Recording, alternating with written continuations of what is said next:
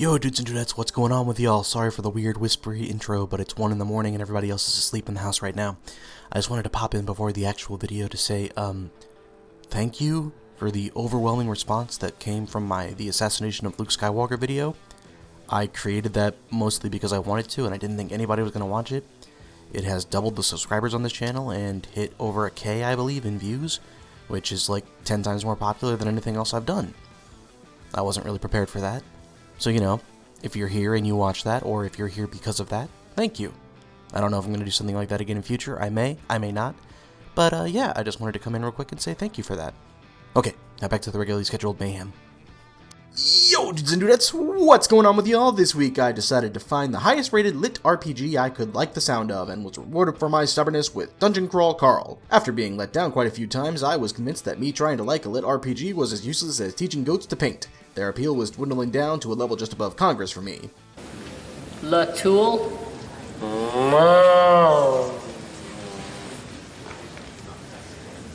Don't care for Latoul? So, if anything's gonna stand a chance, it'll be the best one. I don't stop until I'm smugly sure of myself, damn it. We're done when I say we're done. Spoilers abound, so skip to me final thoughts if you want to avoid plot details.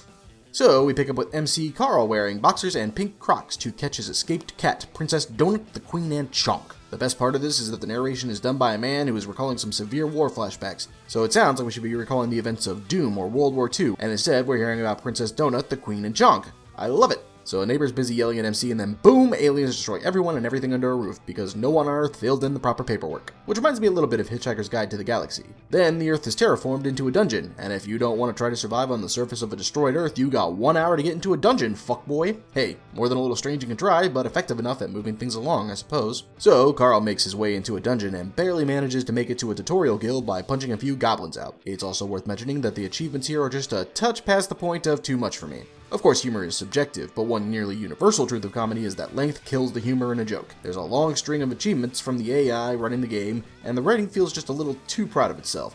Still, I prefer that to being too flat or poor drama styling, so I won't count it against the book. So, Mordecai, the NPC guildmaster, gives Carl the 411 on how everything works, and it's a lot like the Hunger Games, but it's actually explained and given a harder set of rules, which I like, because truthfully I like rules, and a reason for the new world, even though this is technically Earth. Point being, so long as the book can stick to its own rules, I like it. Anyhow, for the first person to enter the dungeon with a cat, Carl gets a magic biscuit that can do any number of weird things to his cat. He gives it to Donut, and she gets an insane stat boost from it, though her dexterity is permanently low. That being said, it also allows her to think, speak, and act independently. How incredibly convenient to keep on progressing. She immediately puts on a mythical object that improves some stats, but also means you can't pass the 9th floor without killing everybody of a certain bloodline. They leave the starting guild, and after some angry words, Carl and Donut have a bit of a heart-to-heart where Donut admits that despite being an asshole, cause yeah, she's a cat, she actually enjoys the afternoon spent on Carl's lap watching him fail at games. I like this because, no joke, a cat just sitting on top of you and being pet is a major way to bond with them, so it works. One thing here is that Carl and Donut are unnaturally lucky when it comes to loot boxes. Originally, I was going to count this against the book, but a few chapters later, it's explained that the loot boxes actually aren't all that random. People love that Donut complains about getting torches in her boxes, so they keep sending torches. Carl bitches about not having pants, so he is not going to find pants, so on and so forth. But Carl and Donut move through the floor, killing enemies and gaining bits and pieces of useful armor and gear, as dungeon crawlers do. However, there are several moments where things are, well, fucked up is the easiest way to put it. For example, a goblin boss that Carl and Donut blow up had surrounded himself with a small horde of goblin babies who are now very dead. The book makes a point about saying that these are real beings and people, and I think it implies that they'll revive or regenerate, but they do seem severely hurt at their defeat, when all they want to do is move up or move on. Several mini-bosses appear to be a mashup of people that were killed in the formation of the dungeon, and this is actually brilliant from a writer's perspective. Let me explain. One, by letting an unknown dark aspect be present, it allows both the characters and the readers to suffer a feeling of dark horror without a good option out. They may be, or have been, people, but they are definitely trying to kill you, and you often cannot leave unless you kill them. So, while staying true to its own rules, this book is both a lit RPG and carries aspects of horror. 2, the book gets away with this because it's all a game show put on by some extremely sick, sadistic alien bastards. Again, the epitome of the Hunger Games, but much more immersive. This allows the book to tackle extremely dark subjects with a touch of humor about itself, which sometimes it will flip to use as a splash of cold water while dealing with extremely gruesome details. For example, the AI voice appears to get off on it when Carl kills a bug with his foot, and it gives him a smush skill. Kinky. Okay, haha, in a kind of ew style.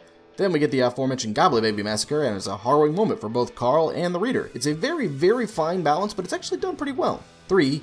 It allows the book a sense of mystery, because Mordecai, who was previously competitor, clearly wants Carl and Donut to succeed. He's helpful and does things that he can to warn them, but he also just as clearly has his hands tied up by the people who are running the show, and there's 100 odd things that he can't spoil. This means he constantly alludes to something deeper, but can't outright tell Carl, or us, what that is. This is all great, and it deserves to be called out.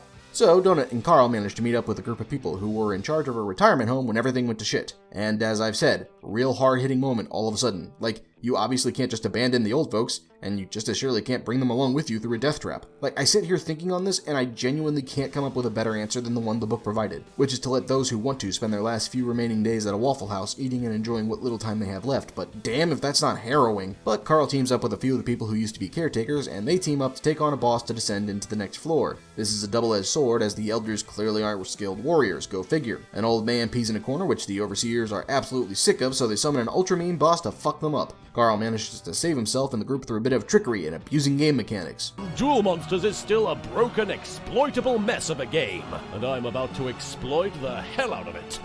I like this because not only is it clever, it uses mechanics that were previously set up, and brought an appropriate feeling of tension and happiness when they all managed to get away. And I like that the goal was to get away instead of killing the thing, because they absolutely shouldn't have been able to kill it. Anyhow, they get interviewed over and over due to the success of their escape, which is great for them because sponsors and followers, and he and Donut grow closer as they come to the end of the second floor. This is where the book draws to a close.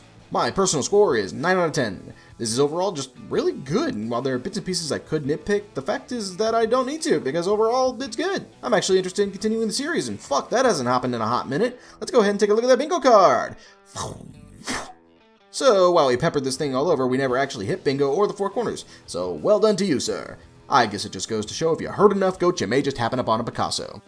But anyhow, that's all for this time. If you have something else you want me to review, go ahead and leave a comment down below. Let me know. If you want to see what we get into next time, go ahead and subscribe. Until then, drink plenty of water, tell your parents that you love them, and stroke your mustache at night.